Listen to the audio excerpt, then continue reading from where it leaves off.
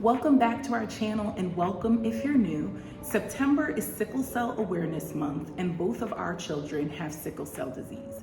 So we thought that this would be a great opportunity for us to share a little bit about our journey to becoming parents, as well as some of the things that we do to keep our children as healthy as possible.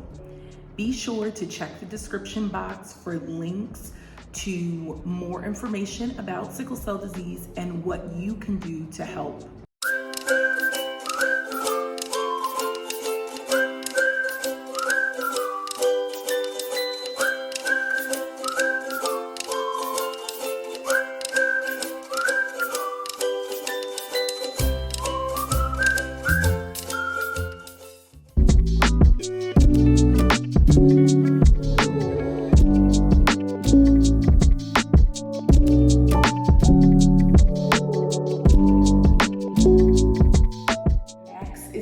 With me, we thought we'd do this story time together.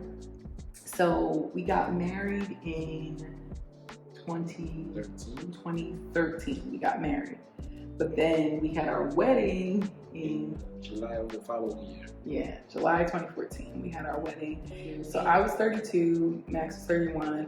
We figured, why wait? We should just go ahead and start trying. So we tried, and in 2015 was the first time that I was pregnant. And about 6 weeks after, I found out that I was having a miscarriage, which for me was really like traumatic and kind of devastating. But I also was like struggling because I was feeling like, okay, I was only 6 weeks along, like maybe I shouldn't feel this bad. And also, maybe this was supposed to be the way it ended and all of that. So I was going through that. How are you feeling? Not good at all, because anytime that you go through something that I consider traumatic like this, you definitely feel a certain way. There was a sadness, but like you said, there was the sense of saying to myself that maybe it was not just meant to be this time, and that was just part of the story that we'll be telling. So then the second time that I got pregnant was in 2017. Again, we were so excited. We, with this pregnancy, I made it to almost 12 weeks. So we had already, we told my parents, we told my sister, and we kind of let them know. With this one, we were actually on a little bit of a road trip. We went to my family's family reunion in Georgia, and I woke up the morning of the family reunion and I was like, something's wrong. So we were staying at a cousin's house. My dad was there. It was probably you think it was 6 o'clock in the morning? It was really early. Really? 6 o'clock, yeah. So we just Googled the closest hospital and we drove there. And then while we were there, it was clear that I was miscarrying again. And of course we had to wait for them to confirm it and everything. And we called my dad. My mom was actually there too. So everyone just basically met us at the house. We got back to the house, everyone met us there. And again, it was so hard. I cried so much, but this time I was almost like in a state of, it wasn't supposed to be. There must have been something wrong. There must have been a reason. So I just need to move on. So with this one, I feel like I pushed myself to move on maybe a little bit quicker than I was ready to. During this time, after the second miscarriage, we started getting some testing done just to see, if there were any other reasons. So Max and I were both tested, and it was at this point that we realized that I had the sickle cell trait and Max had the hemoglobin C trait. So they started letting us know, there's a possibility that your children could have sickle cell disease. They told us because of the combination of the sickle cell trait and the hemoglobin C trait, there was a 1 in 4 chance, 25% chance that our children would have sickle cell disease. Now for us, we didn't have a whole lot of information on it, but we felt like it wasn't a reason to not have children and to not go forward with it. So we kept trying. So I got pregnant again in 2018, the end of 2017, 2018. I can't remember because it was like right there. So it might have been 2017, 2018. I got pregnant again. I found a new doctor's office because with the previous pregnancy, I had a doctor's office when we were on our road trip. I initially had some spotting. I called the doctor's office, asked them, should I go to the hospital? Is this something I should be concerned about? And they really blew me off. They're like, no, if you're not like fully bleeding. So they said basically, if you're not bleeding, then you don't need to go, to the hospital or whatever. And probably less than 24 hours later, I was having a miscarriage. So anyway, I found a new doctor's office. I really wanted to have a midwife, so I found another place that had midwives, and it was really a great experience. Because I was 35, going on 36, it was considered a geriatric pregnancy. So it was kind of good because since I was already so nervous because of the previous miscarriages, this really gave me the opportunity for them to like take a little bit more time with me. I had more doctor's visits. I had more checks because of my age. We also had a genetic counseling session. They sat down, they talked to us about all of the risk factors, reiterated sickle cell disease and that being a possibility for us. We opted out on doing any types of invasive testing to see if our children were going to have any other defects. We figured that we would just wait and see because we knew that even if we knew, we wouldn't terminate a pregnancy or anything like that. So that's where we went. So during the course of the time that I was pregnant with my daughter, we found out that my father had cancer. And me and my father and my husband, we were all very close. We spent a good amount of time with him, and he was just like a friend. So each time that the previous times that we had the pregnancies and we had the miscarriages, like he was there, he was supporting us and all of that. So it was kind of rough to find out about his cancer during this time. And it was also kind of like, initially when we found out, we thought that he was going to make it. We were like, we met with the doctors, they had a plan on how like the surgery that they were going to do and all of this stuff. So we were thinking, okay, this is something that we are going to go through, that he's going to go through, but then he's going to be here. He's going to get to meet our child and all of that. Yeah, I must add that in the midst, first of all, it was a cool dad, and in the midst of actually finding out that he had cancer, we thought to ourselves, this is just another episode in the grand scheme, like the grand story of our life, and we would just make it through. Especially, like you said, we had a plan. The doctor showed us the clear plan on how they were going to go about treating it, and we were just excited for the future because we were telling ourselves the kids are going to be able to hang out with their cool grandfather. Yeah. And so that's really what it was. Then we found out that we were pregnant. We told him early, right? We were like, it was way before 6 weeks when we let him know. Because of everything, we found out probably at 11 weeks what we were having. we did the pre-testing to find out if we were having a boy or a girl. So at that point, he had already been admitted to the hospital. I think he got admitted to the hospital in February, like on Valentine's Day, right? Yeah, that's the day we drove. Valentine's Day, because even though we had a plan for surgery and everything like that, he was getting progressively worse. So the doctor said, okay, I'm going to admit him to the hospital in Philadelphia, and then we're just going to take it from there. I can monitor him, I can see what's going on, and kind of go through the process. So we brought him to the hospital. So when we found out what we were having, like that day, we drove. It took us probably like an hour to get to the hospital. We made that drive so many times, but we drove there that night.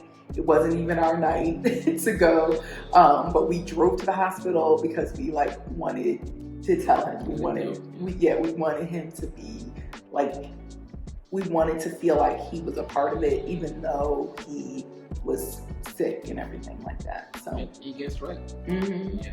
We got there and we were like, well, what do you think we're having? And at this point, like, he was still speaking, but he wasn't fully coherent. He wasn't fully engaging. He was so he was deteriorating, I guess you could say. I don't know, that sounds weird.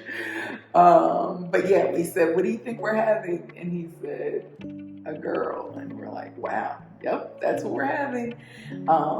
And we decided that we were going to name her Maddox because that's my maiden name. And so we told him that, and just felt good to make sure that we were including him. You want to tell a quick background of the name Maddox? I think your dad said something about it. Oh, yeah. So my dad, he always asked that if we had children, if we would name one of our children Maddox. I always thought, okay, if I have a boy, I'm going to name him Maddox. But once we got to the point where we were having a baby, we had already been through the 2 miscarriages, and for me, I was like, I don't know if this is the only child that I'm going to have. So even though she's a girl, we are going to name her Maddox, and we can call her Matty as a nickname. And so that was our plan. So after my father was admitted to the hospital, he was there, and he kind of started to deteriorate. He wasn't able to eat. He was in a lot of pain. So the surgery that was planned was a Whipple, and the doctor couldn't do it because my father's health wasn't good enough for him to be able to do that surgery. So at that point, Dad wasn't eating or anything. So the doctor decided it must have been the end of March, April, that he was going to do another surgery that would allow my father to at least eat. So when my dad went into surgery, me, Max, Ebony, we were all there. Oh, one thing I forgot to mention was that at this point I had also taken a leave of absence from my job. We were all already on a rotation of me and Ebony basically split the week. So half of the week I was there with Dad, the other half of the week Ebony was there. So we never had a day where one of us weren't at the hospital with him, except for a few snow days. But other than that, we were there. So Thursdays were normally my day to be there. That was the day that he had his surgery, but we all went because we knew he was going into surgery. So we were kind of having a decent time in the room, waiting for him to get out of surgery. We were really hopeful. We were like, okay, this is a step in the right direction. And the doctor came in the room, and we were like, oh no. He came in the room, he closed the door, and we felt like, is he about to tell us that our father didn't make it through surgery? What is he going to tell us? And so when he closed the door, he said that when he opened my father up, there were many tumors all along his abdomen cavity. They were so small that they didn't show up on any of the scans, but basically that's what was causing him to have all of the pain that he was having, and there was nothing else that they could do, and that's what the doctor told us. He said there's nothing else we can do. He's gonna need to go into hospice, and he probably has between 10 days and 2 weeks to live. So, you know, we were very emotional, but we just knew we had to kind of keep going and do what we needed to do. So we started making the calls that we needed to make. We moved into the hospice facility. Me and Ebony were supposed to like go there for the day and then head home at nighttime, but we just didn't feel like we could leave. So we got there on a Friday, and he passed away on like very early on a Sunday morning. So we were camped out at the hospice facility. My dad's closest and oldest friends came to the hospice facility. Some of our close friends came to the hospice facility, made the drive just to like be there, be a support. Lots of family came in. And on Saturday or probably Sunday morning, like around midnight, 1 a.m., my grandmother arrived from South Carolina. And we really we sat in the room, we prayed, we sang, and it was just a very sweet, peaceful environment. We read scriptures, it was just nice. And then I dozed off, Ebony dozed off. Did you step out of the room? Yeah, I stepped out. Max stepped out of the room, and I just remember waking up and the hospice nurse being in the room and saying, "Is it okay if I check him?" Because in the hospice facility, it's really nice. They're not connected to any machines, so you don't have all of that extra noise. So she checked him and she said, okay, he's gone. And I just remember like crying and like kind of starting to like work towards almost hysterical. And my grandmother, which I don't know if I didn't mention, my grandmother was there when I had my last miscarriage. We were all in Georgia. I think that I said like we were kind of surrounded by family, so it was almost kind of like the perfect environment a little bit. But my grandmother was there, and so she knew what I had already gone through. And then she knew that I was pregnant now. And so when I got to the point of almost like getting to like really, I felt myself like hyperventilating, and she just kind of like told me, she's like, "Lauren, you have to remember what you're carrying. You have to remember what's going on." And she just calmed me down. And I kind of kept that with me as I went through this whole process of then having to make all of the arrangements for my father's funeral and just all of those final things that you have to do where there were so many times that I wanted to completely break down. And I'm not saying that I didn't cry, because I definitely cried, but I never got like that hysterical, hyperventilating, because I knew that I had to protect my baby at the same time, right? So it was good. I had taken a leave of absence from my job, and I stayed out of work probably for another 2 weeks after. No, not 2 weeks. What am I talking about? I stayed out of work for another month at least, maybe a little bit more after my father passed away. And it really gave me the time I needed to like re-center myself, make sure that I was very calm and I had the right kind of mind space. And also I work at a college. And so by the time I went back to work, school wasn't in session. So I didn't have the same stressors that I normally have. And that was helpful, I think, as well. Yeah, made the transition a little bit easier. Yes, absolutely. And then I was already gone. I had Matty in October, and I think that I started my leave in like the end of August. The end of August, I started my leave. I went on a vacation and then I started my leave. And so I really kind of was able to have a lot more peaceful, low stress time in this pregnancy than maybe what I had in previous ones. So it really set the stage to like have a good birth, right? So I went a little bit beyond my due date. I was due on like a Sunday, and I actually ended up having Matty on Thursday. So every Wednesday I was going in for my checks, because since I was older, I was having to get checked every week and get the fetal heart monitor going and all of that. So when I went in for my check, the girl was like, "Are you ready to have the baby?" And I'm like, "Yeah, I wouldn't mind having her." And she's like, "Okay, well, your fluid looks a little low, so I think that we can probably go ahead and get you admitted, and then we'll induce you." So it was really good. Working with midwives for me was like a great experience. They weren't trying to push and to do extra medication or extra things if I wasn't like interested in it. So even with inducing me, they didn't go straight to Pitocin. So they, of course, I'm not going to remember the name of what they did, but they gave me something that kind of naturally, like my body kind of naturally started going into labor without the pain of Pitocin. And so I planned to have Matty completely naturally. I was like, I'm not gonna have an epidural.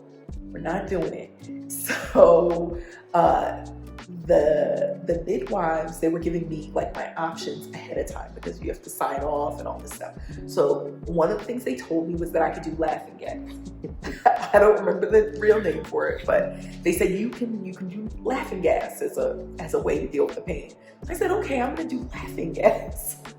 When I tell you that laughing gas did nothing, I took like a couple of puffs. It was not helping. I was like, you can take this out. Were you gonna say something? No, I wasn't. I'm just laughing at the whole process. Remembering all the steps. Yes. So with Matty and then again with Jaxon, I got to the point where I was like, okay, forget it. I think I'm gonna go ahead and have that epidural. You can give it to me. But it was always like, you're about to have this baby. You can do it. Just keep going. So that's what happened with Matty. When I got to the point where I was like, I think I need a little bit more pain management, they're like, you're having it right now. So Matty was born in New Jersey. We were at Capital Health Hospital. Max was there. My mom was there. My sister was there. And it was just a really beautiful time. I remember like it wasn't like this stark, like bright room, like, because it was nighttime too, or it was the middle of the morning or something. So it just had a very peaceful vibe. My mom was there and she was like praying, but she was like whispering. She was like off to the side, like, in the name of Jesus. And my sister had to tell her, like, listen, we're all saved here. It's okay for you to pray out loud. Because this was like before all the nurses and everything were like in the room and I was delivering. This was just when I was like dealing with the pain and everything. So that was funny. And also, I'm not sure if it happened with both. Maybe I shouldn't say this. I was going to talk about the fact that when I knew, like, they let me eat all throughout. They were letting me eat stuff. But then someone went and got me a cup of tea and a hard roll, and it did not settle well. And I was like, okay, I'm done eating. I don't care if you guys said I can keep eating. I'm not eating anything else. But yeah, so Matty was born healthy, no complications with delivery or anything like that.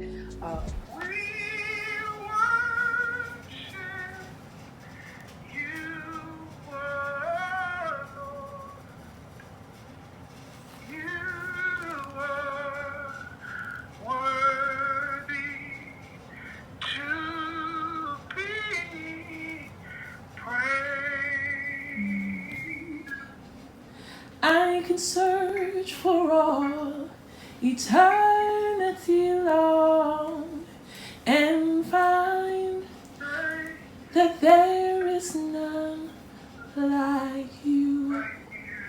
No, there is none like you.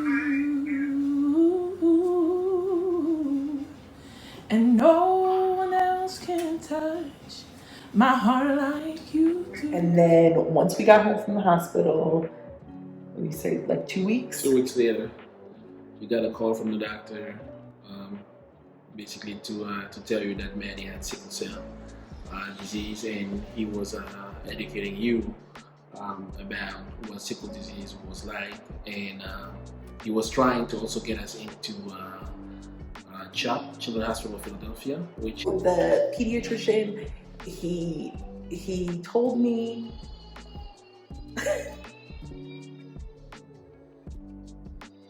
come out here, Jaxon. So Children's Hospital of Philadelphia, we saw the hematology and oncology department, and they really just gave us lots of education on sickle cell disease. So we have a little visitor.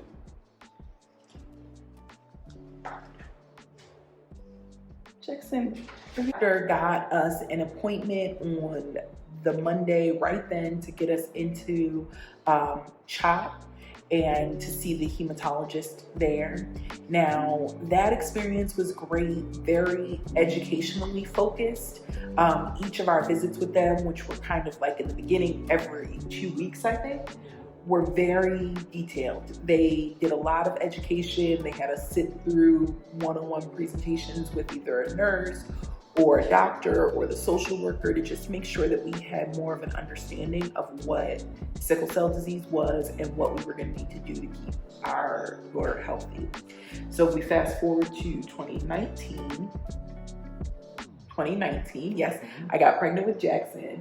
Again, we knew that there was possibility he was going to have sickle cell disease. So that pregnancy was pretty much uneventful, except for the fact that there was a pandemic going on. So Jaxon's delivery was very different than Matty's. We were at a different hospital. We had already moved to Florida. No one could be there except Max. just us, yeah. And I mean, maybe they said 2 people could be there. I'm not sure, but we definitely couldn't have brought Matty, so that meant my mom couldn't come. So it was just me and Max, and we had a little Zoom call set up. So my mom and my sister were there via Zoom. They watched the entire delivery. They couldn't see parts of it because of the angle of the camera, because the nurses were working around, so I couldn't. I was only limited in the area that I could set up the computer. Thank God. No, that session got recorded, but I honestly, I don't know if I actually went back and looked at it, because I don't know, like seeing yourself in that type of pain. Again, I didn't do an epidural, so just like, I got to the end, I said I want an epidural, the nurse was like, you can make it, I think you're having this baby right now. And, just a little bit later, Jaxon was there. Now, Jaxon, after delivery, he had a bit of jaundice. So during the pandemic, I feel like most of the hospitals were sending you home very quickly, like within the next day, right? 24 to 48 hours. Yeah, but we had to stay a little bit longer with Jaxon because he was jaundiced. Excuse me. He was jaundiced, and so we had to wait.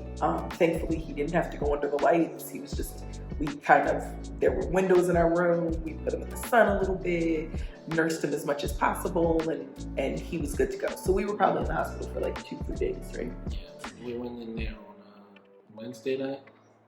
No, not Wednesday. Saturday. On Saturday, yeah, and then we left on Monday. On Monday, yeah, okay. So we left for 2 days. So we were probably there the same amount of time that we were there with Matty. We were in the hospital with Matty. We just thought that it was going to be quicker because of the pandemic. We thought we were going to get out sooner. But it was all good. Other than that, he really didn't have any issues at birth. The hospital in Florida was definitely different than our pediatrician in New Jersey.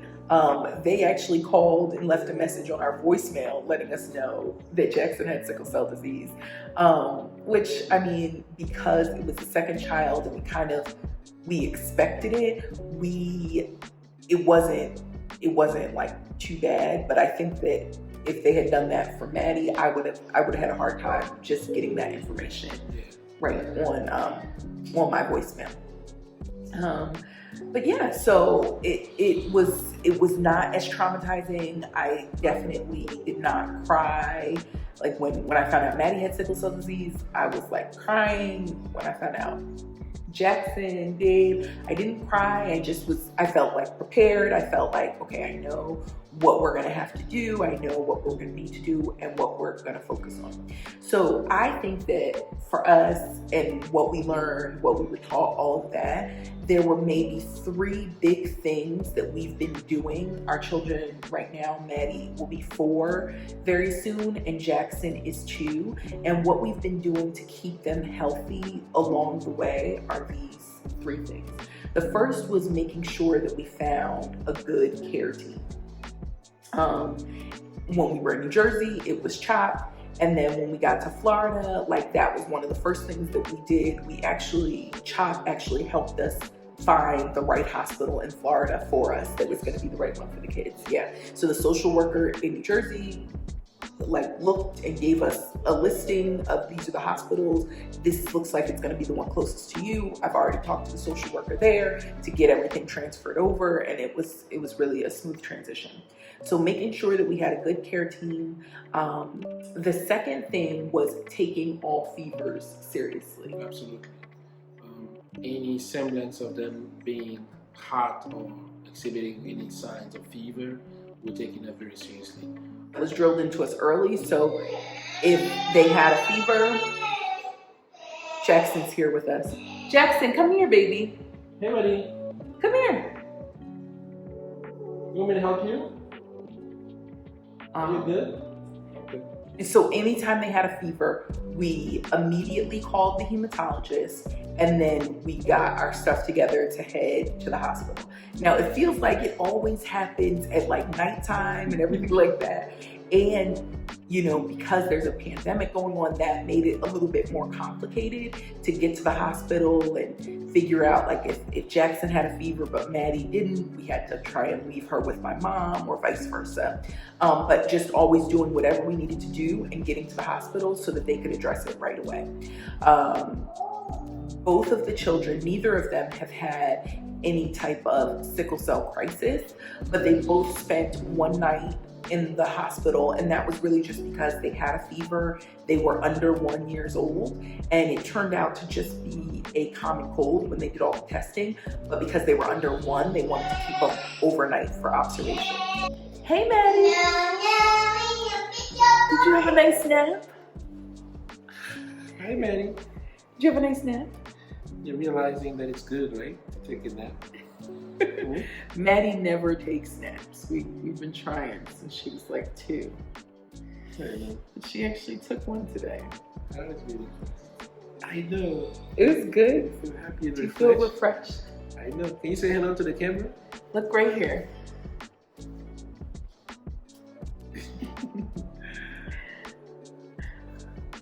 Well, we can do it with Matty here. Yeah. A spike in fever could also indicate that there's an infection going. So we always have 1 or 2 thermometers on deck, and we're always aware of their body temperature. When we're playing with them, we're always making sure if they actually feel a little bit hot or warmer than normal to us, we automatically check the temperature and take the necessary steps. All right, and then I think the last thing that we do is making sure that they are staying hydrated and that they are eating well. Matty does a great job drinking her water, and Jaxon does an okay job of drinking his water. He prefers juice. So if you've been following us, you know that I juice every day for us as a family, but Jaxon probably drinks more juice than anybody else here. He's like, juice. So making sure that they stay well hydrated and also that they eat well. So both of our children follow a plant-based diet. For the most part, I would say 98% of what they have is plant-based, and it's been really good for them. They both have grown really well and kept up with all of those benchmarks. Hey, Matty. Let's see what's going on. And they've also stayed relatively healthy. So we are just 4 years into our journey with sickle cell disease. but I'd encourage you to check out the websites that we'll link below to get more information about sickle cell disease and also about what you can do to help and support the research and just people that have sickle cell disease. Awesome. So we do hope that this video is actually an encouragement, comes as an encouragement to you, and as a reminder that you're not alone in this fight if you or a loved one is dealing with sickle cell. And if you don't personally know anybody that's dealing with sickle cell, it's a good opportunity to actually spread awareness around the disease. All right, so thank you so much for watching today's video. If you haven't done so already, we'd love for you to subscribe to our channel, click the notification bell so you never miss a new video. And don't forget to like and share. All right, we'll see you in the next one.